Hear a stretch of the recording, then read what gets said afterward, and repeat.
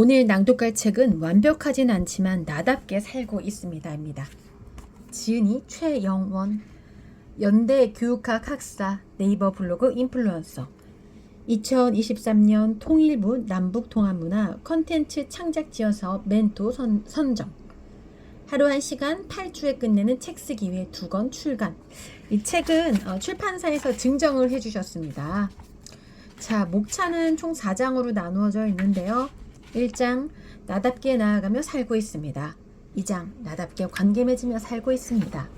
3장, 나답게 일하며 살고 있습니다. 4장, 나답게 읽으며 살고 있습니다.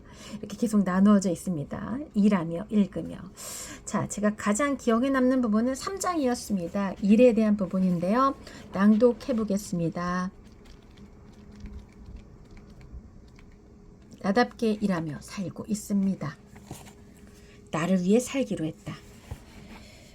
이 트랙 위를 차근차근 밟아 나가다 보면 어느 순간 내 시간과 경제적 자유를 나를 위해서가 아니라 기업이나 정부를 위해 쓰고 있음을 깨닫게 된다. 내 인생 전체가 어느새 다른 사람들을 위해 존재했던 것이다. 정연지, 학교에 배움이 있습니까? 중에서 많은 사람이 인생에 정답이 있는 듯 살아간다. 남들이 그렇게 사니까 적어도 안정적으로 살 수 있다는 이유로 남들과 같은 길을 걷는다. 그리고 그들은 머지않아 깨닫는다. 이 길이 아니었구나. 실제로 내 주위에는 명문대 졸업 후 대기업 취직에 성공했지만 1, 2년 일하다 그만둔 사람들이 많다. 그들은 하나같이 회사를 그만둔 이유로 내가 원하는 삶이 아닌 것처럼 느껴졌다고 고백한다. 나 자신에 대한 생각 없이 앞만 보고 10년, 20년을 달려오고 나서야 진짜 내가 원하는 일을 찾기 시작한 것이다. 이러한 사례는 정말 많다. 많은 직장인이 자신의 삶을 두고 눈가리개를 한 경주마와 같다고 고백한다. 사회가 정한 기준, 주변 사람들의 기대와 시선은 오늘도 막연한 마음으로 출근길에 올라서게 만든다. 수년 전 인터넷상에서 모든 직장 생활의 끝은 치킨집이라는 내용의 사진이 이슈가 된 적이 있다. 어쩌면 직장인들은 자신의 직장 생활이 어떻게 끝날지를 알면서도 변화에 대한 두려움과 불안으로 오늘을 살아가고 있는지도 모른다. 우리는 그저 열심히, 가만히, 오랫동안 내게 주어진 일을 하는 것이 미덕이라 배워왔다. 학교에서 배운 교육이 그랬고 회사에서 요구하는 것이 그랬다. 그런데 과연 더 열심히 더 오랫동안 일하기만 하는 것이 옳은 것일까? 포브스가 선정한 우리 시대 최고의 젊은 혁신가 팀 페리스는 다음과 같이 말했다. 대부분의 사람들이 평범한 일들을 견뎌내며 30년, 40년 동안 정신적으로 서서히 죽어간다. 그는 세상 사람들 중 99%는 그들이 대단한 일을 성취할 능력이 없다고 믿고 그 때문에 목표를 평균 수준으로 잡는다라고 덧붙였다. 나는 책을 읽으며 우리 사회의 교육 방식과 일하는 방식의 근원이 가진 자를 위한 시스템에서 비롯되어 나는 것을 알게 되었다. 오늘날의 교육은 산업혁명 시대 노동자를 교육하던 것에서 비롯되었으며 일하는 방식 역시 자본가의 배를 채우기 위한 목적으로 설계되었다. 월급이라는 매력적인 보상은 수많은 노동자들이 자본가를 위한 강도 높은 노동을 하며 충성하도록 만들기에 충분했다. 세계적인 경제의 경영성, 부자 아빠, 가난한 아빠, 저자 로버트 기요사키는 말한다. 경제적 어려움을 겪는 것은 대다수 사람들이 평생 다른 사람들을 위해 일하기 때문이다. 그는 위와 같은 사람들을 두고 쥐꼬리만한 돈을 손꼽아 기다리고 45년 동안 뼈 빠지게 일한 뒤에 받는 얼마 되지도 않는 연금을 바라보며 산다라고 표현했다. 실제 직장 생활을 하고 있는 사람이라면 누구라도 뜨끔하지 않을 수 없는 이야기다. 우리는 현재 하고 있는 일과 스스로를 돌아볼 필요가 있다. 내가 하고 있는 일의 진정한 주인은 누구이고 나는 왜 이 일을 하고 있는지 바로 답할 수 없다면 우리는 하는 일의 이유와 의미를 알지 못한 채 막연히 그 일을 하고 있는 걸 알 수 있다. 인간은 의미와 가치를 추구하고 의미 있는 삶 속에서 행복을 누리도록 설계된 존재다.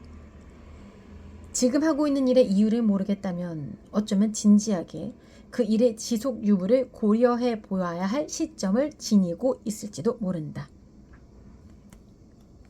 알베르트 아인슈타인은 말했다. 인생의 비극이란 사람들이 삶을 사는 동안 내면에서 잃어가는 것들이다. 사실 우리에게 익숙한 고용사회의 역사는 그리 오래되지 않았다. 특히 한국의 고용사회 역사는 불과 60여 년 정도이다. 1961년 박정희 전 대통령 집권 후 경제개발 정책과 함께 시작되었고 1980년대 들어서 정점을 찍었다.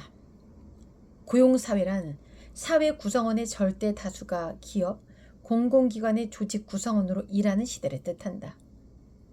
미국의 경우 이러한 고용사회 역사가 한국보다 조금 더 길다. 1903년 헨리 포드가 포디즘을 도입하며 시작되었으니 120여 년 정도다. 하지만 현재 미국은 엄밀히 말해 고용사회가 아니다. 미국은 프리 에이전트 나라로의 변화를 시작했으며 이러한 흐름은 전 세계적으로 일어나는 중이다. 한국 역시 이러한 흐름에서 벗어나지 않는다. 프리 에이전트란 조직을 벗어나서도 독립적으로 자신의 일을 수행하며 수익을 창출할 수 있는 사람을 의미한다. 몇 년 전 한국에서 큰 인기를 끌었던 김미경의 리부트에 등장한 인디펜던트 워커와 유사하다. 특별히 코로나 쇼크까지 더해지며 이러한 프리 에이전트 시대로의 전환은 불가피해 보인다. 회사는 당신을 더 이상 책임져 주지 못한다. 종신고용의 시대는 막을 내린 지 오래다. 조직에 연연하지 않고 자유롭고 독립적인 1인 기업가의 시대가 열렸다고 할 수 있다. 종신고용 시대의 종말은 의미 있는 삶을 살고자 하는 이들에게 새로운 기회다. 과거 우리는 철학자 쇼펜하우의 말처럼 다른 사람과 같아지기 위해 삶의 4분의 3을 빼앗기고 있었다. 하지만 이제 내가 하고 싶은 나만의 일을 하며 살 수 있는 세상이 열렸다. 미래학자 다니엘 핑크는 다음과 같이 말한다. 안전한 길이란 없다. 새로운 것에 거침없이 도전하면서 생기는 실수를 통해 값진 배움을 얻어라. 세상은 복잡하고 너무 빨리 변해서 절대 예상대로 되지 않는다. 대신 뭔가 새로운 것을 배우고 뭔가 새로운 것을 시도해보라. 그래서 멋진 실수를 해보라. 실수는 자산이다. 대신 어리석은 실수를 반복하지 말고 멋진 실수를 통해 배워라. 의미 있는 삶은 그냥 얻어지지 않는다. 의미 있는 삶을 살기 위해서는 도전과 시도가 필요하다. 다른 사람과 똑같은 길을 걸으며 나 자신이 아닌 타인을 위한 삶을 사는 것을 피하자.